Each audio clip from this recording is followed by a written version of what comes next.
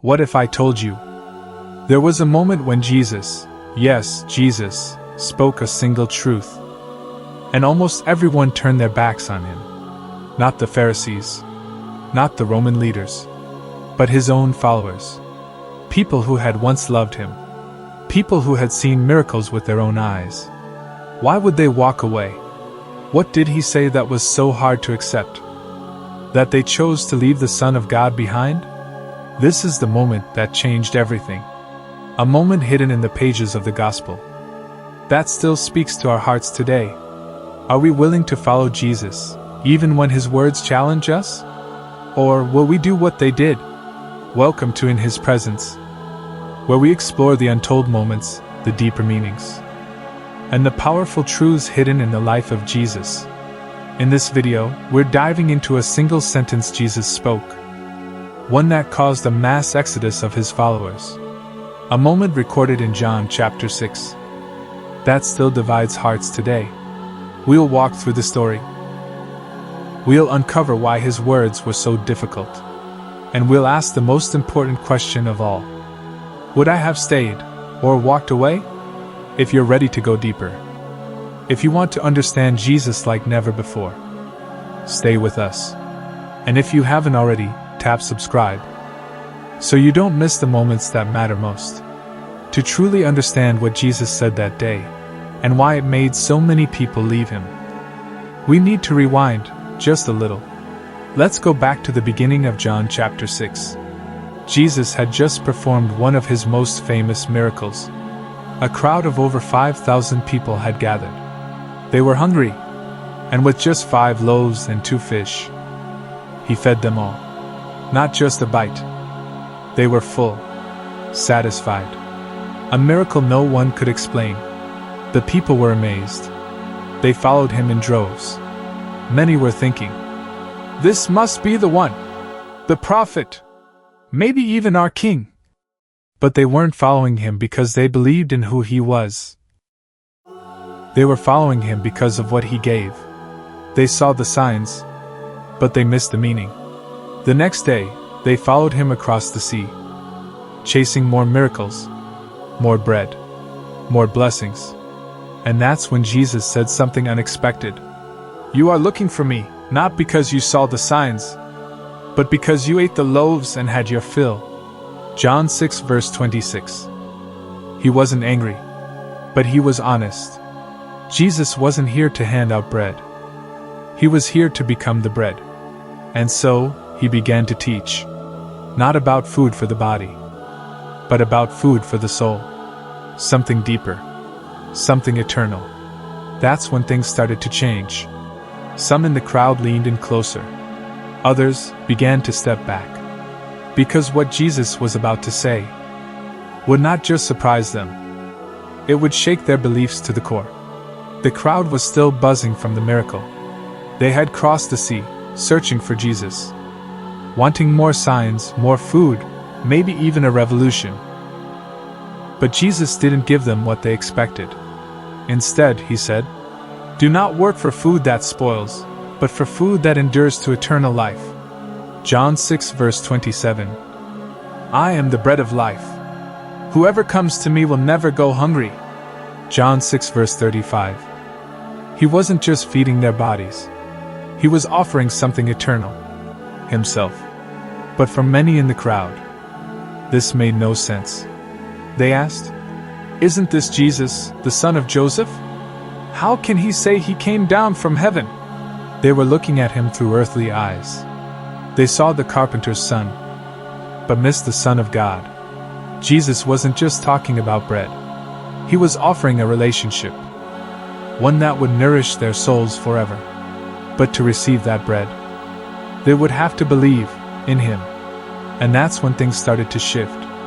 Then Jesus said something even more difficult.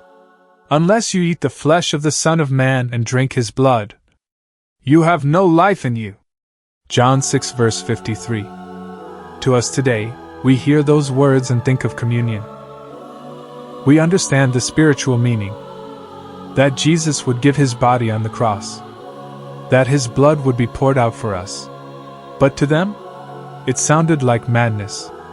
Eating flesh? Drinking blood? To a devout Jewish audience. This wasn't just confusing. It was deeply offensive. Blood was sacred.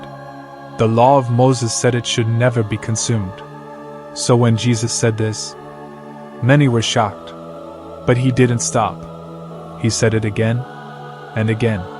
Not symbolically, not gently, boldly, because he knew only those who truly hungered for truth would understand.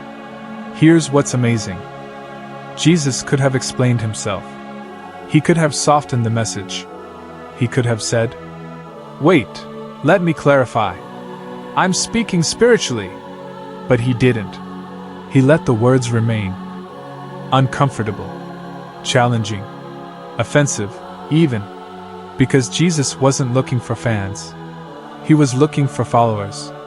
He didn't want people who would stay only for the blessings. He wanted people who would stay for the truth. Even when it was hard. Even when it was confusing. Even when it hurt. And so, the crowd began to murmur. To question.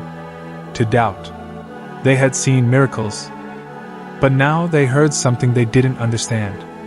And slowly, one by one, they began to leave. They couldn't handle it. This was not the Jesus they expected. They wanted a healer, a miracle worker, a king who would set them free from Rome. But this Jesus was asking for something more. Their faith, their surrender, their full trust. And so, they walked away. From that time, many of his disciples turned back and no longer followed him. John 6 verse 66. Not enemies. Not strangers. Disciples. These were the people who had once cheered for him. People who had followed him, listened to him, believed in him. And yet, when his words challenged them, they left. Can you imagine how that moment felt? To see faces you once fed turn away. To feel the silence after the crowd disappears. Jesus stood there. Not in anger. Not in panic. But in truth. And then, Jesus turned to the 12. His closest friends. His inner circle. And he asked a question. A question filled with sadness. But also strength. Do you also want to go away? John 6 verse 67. He didn't beg. He didn't chase after the crowd. He looked at the few who remained, and gave them a choice.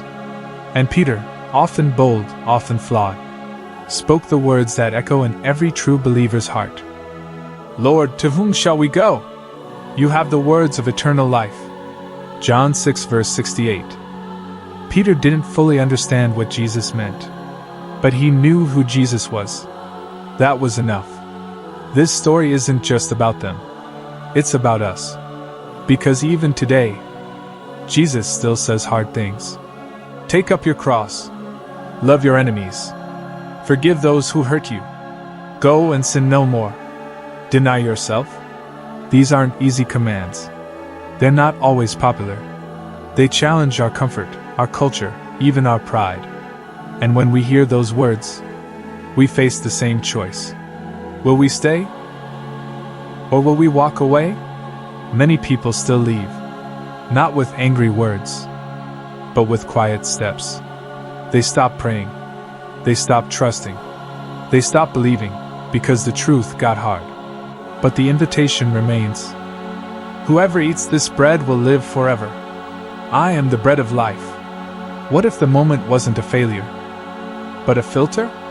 What if Jesus knew exactly what he was doing? He could have softened the message. He could have explained everything. He could have said, "Don't worry, this is only symbolic." But he didn't. Why? Because Jesus wasn't just feeding the crowd. He was testing their hearts. He knew many were following him. Not because they believed in him, but because they wanted what he could give. The miracles, the bread, the excitement. But when he offered himself, when he asked for trust, not just curiosity, that's when the crowd got smaller. The truth is, Jesus didn't lose the crowd. He revealed the crowd. The words I have spoken to you are spirit and life. Yet there are some of you who do not believe. John 6 verses 63 to 64. He knew their hearts. He knew who was truly with him, and who was only there for what they could gain. This moment wasn't about popularity. It was about purity. Jesus was preparing his disciples for something bigger, something harder. A cross was coming, and only those who could accept the hard teachings would be ready for the hard road ahead. Sometimes, the offense is the invitation. The struggle is the separating line. Jesus wasn't trying to hurt them. He was calling them deeper. And sometimes, when he offends our minds, he's actually reaching for our hearts. This wasn't the end of the story, but it was the beginning of something far more powerful than a crowd. It was the beginning of a true church, built not on popularity, but on devotion. This moment in John 6, it's not just history. It's a mirror, because the same Jesus who looked at the crowd now looks at us, and he asks, "Will you also go away?" It's easy to follow when the blessings flow, when the miracles happen, when the answers come quickly, when everything makes sense. But what about when it doesn't? What about when his words challenge us? When the Bible confronts our comfort? When God says, "This is my will," and it doesn't match our plans? What do we do then? Because Jesus is still saying hard things today. Forgive 70 times 7. Love those who hate you. Bless those who curse you. Give without expecting anything in return. Deny yourself. Take up your cross. Follow me. These aren't just poetic words. They are calls to surrender, to trust Jesus fully, even when it's hard to understand. Some walk away slowly, not out of anger, but out of silence. They stop praying, stop believing, stop reading, stop obeying. They still love the idea of Jesus, but not the cost of discipleship. But there's always a remnant, always a few, who stay, not because they understand everything, but because they trust him. Like Peter, they say, "Lord, where else would we go? You have the words of eternal life." So we ask again, would you have stayed? If you had been in that crowd, would you have turned away? Or would you have stepped closer, even when it hurt? This is the question that defines a disciple. Not how loud we sing, but how long we stay. You've just spent some time walking through one of the most overlooked moments in the life of Jesus. A moment not marked by thunder or miracles, but by silence and footsteps as the crowd walked away. But not everyone left. Some stayed, some believed, some followed. What about you? Maybe you've heard things in this video that challenged you. Maybe Jesus' words still feel difficult. That's okay. But don't run away. Don't let what you don't understand keep you from the one who understands you fully. He's not asking for perfect understanding. He's asking for your heart. Right now, in your room, in your heart. Jesus is asking the same question. Will you also go away? And if your answer is, "Lord, where else would I go?" then you're not alone. You're part of the few, the faithful, the ones who stayed.